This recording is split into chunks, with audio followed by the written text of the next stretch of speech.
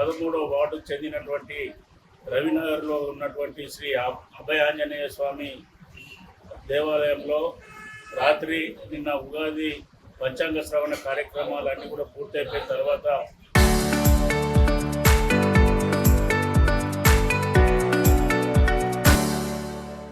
భక్తులు ఇక్కడ ఉన్నటువంటి పూజారులందరూ కూడా ఎప్పట్లాగానే ఆలయానికి తాళాలు వేసి వెళ్ళిపోయిన తర్వాత అర్ధరాత్రి సమయంలో దొంగలు ఎవరైతే ఉన్నారో వాళ్ళు మరి దొంగతనానికి పాల్పడి ఇక్కడ ఉన్నటువంటి దేవాలయంలో ఉంటున్నటువంటి స్వామివారి ఆభరణాలు, వెండికి కిరీటం మొదలగు ఆభరణాలు అన్నిటి కూడా 2.5 కిలోల వెండిని దోచుకెళ్లడం జరిగింది.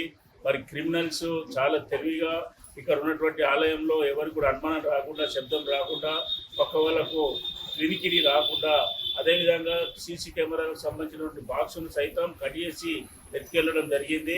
ఇది చాలా పకడ్బందీగా జరిగినటువంటి దొంగతనం కాబట్టి వెంటనే పోలీసులు దీని మీద దర్యాప్తును ప్రారంభించి వాళ్ళను కఠినంగా శిక్షించాలా, వెంటనే పట్టుకోవాలని చెప్పేసి మేము ఈ కాలనీవాసి తరఫున, కౌన్సిలర్ తరఫున మేము డిమాండ్ చేస్తూ ఉన్నాం. దొంగతనాలు రానున్న రోజుల్లో ఎక్కడ కూడా ఆలయాలకు భద్రత లేని కారణంగా పెరిగిపోతూ ఉన్నాయి.